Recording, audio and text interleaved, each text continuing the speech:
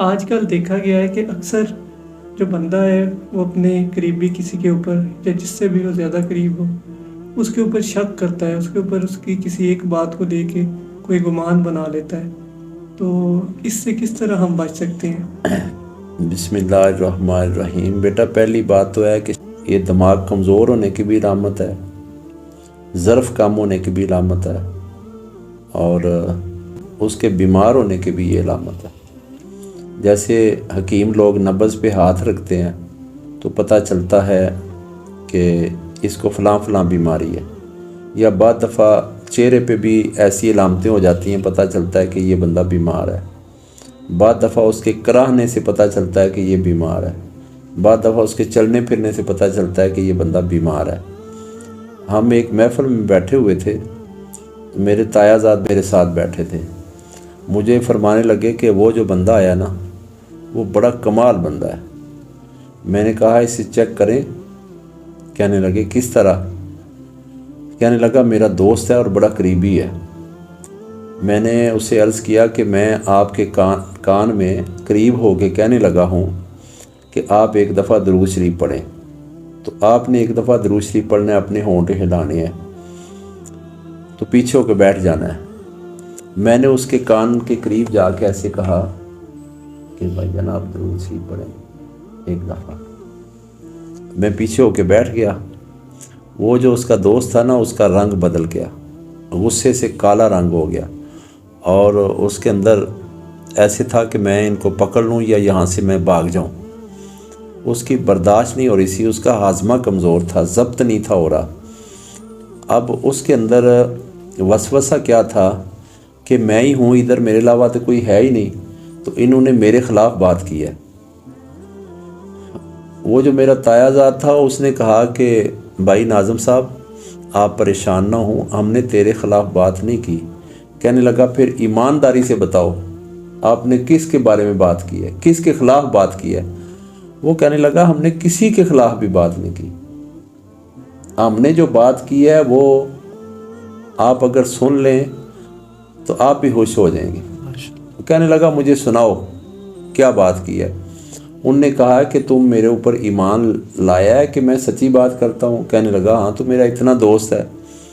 اس نے کہا کہ حضرت صاحب نے میرے کان میں کہا ہے کہ آپ ایک دفعہ درود شریف پڑھ لیں تاکہ محفل میں برکت ہو جائے۔ تو میں نے لب ہلائے ہیں، دیکھا ہے جی ہاں اپنے لب تو ضرور ہلائے ہیں، تو میں نے درود شریف پڑھا۔ اب جو شک کرنے والا ہے وہ اتنا کمزور ہوتا ہے کہ وہ اتنا بھی انتظار نہیں کرتا کہ میں تھوڑی سی تحقیق کر لوں کہ اس نے کیا ہے، کیا بات کی ہے۔ میں نے اکثر لوگ بیمار ایسے دیکھے ہیں جو شکی مزاج ہیں، وہ کئی بیماریاں انہوں نے اپنے اوپر حاوی کی ہوتی ہیں، اور جس کا سینہ شک سے پاک ہے، برے گمان سے پاک ہے، وہ صحت مند ہے، ایمان کا بھی صحت مند ہے اور جسمانی بھی صحت مند ہے۔ اللہ تبارک و تعالیٰ نے اس کا علاج فرمایا ہے قرآن پاک میں کہ تم غلط گمان سے بچو، بہت سے گمان گناہ ہوتے ہیں۔ حضرت علی رضی اللہ تعالیٰ نے فرمایا کہ غلط گمان سے بچو، گمان غلط کرنے سے ایمان ضائع ہونے کا خطرہ ہے۔ آپ دیکھیں غلط گمان کرنے والے کا دوست کوئی نہیں ہوگا، اس کا ساتھ دینے والا کوئی نہیں ہوگا، کیونکہ اس کے گمان نے ہی اس کو تنہا کر دیا ہے۔ جو ظرف کا مضبوط ہے اور اس کی سوچ مثبت ہے، حضرت علی رضی اللہ تعالیٰ عنہ نے فرمایا کہ جو مثبت گمان والا ہے وہ اس طرح ہے جیسے کسی باغ میں ایک پھول ہے۔ جو مثبت سوچ والا ہے وہ پھول ہے۔ پھول کس طرح ہے کہ پھول جب بھی کھلے گا اس سے خوشبو نکلے گی، خوشبو کے سگنل چھوڑے گا، اور اچھے گمان والا بندہ جہاں بھی بیٹھے گا اس کی عزت ہوگی۔ کیوں؟ اصل میں اس کا گمان لوگوں کی عزت کر رہا ہے، اچھے گمان والے کا فائدہ۔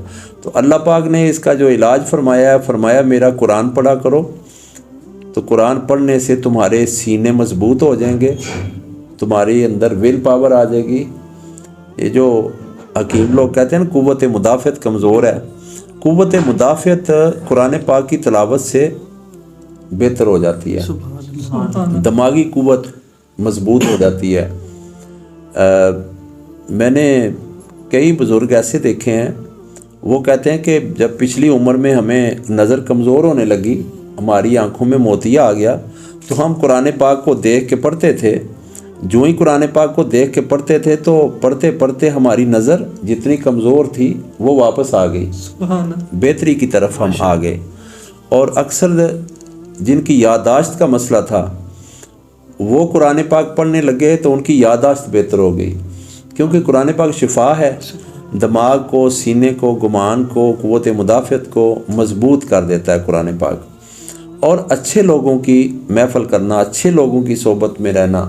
جو بندے شک ڈالنے والے ہیں یا شکی باتیں کرنے والے ہیں، لوگوں کے خلاف باتیں کرنے والے ہیں، جن کے گمان اچھے نہیں ہیں، ان سے دوستی رکھنے کی بجائے کسی اچھے بندے سے دوستی رکھی جائے تو اس کا فائدہ ہے.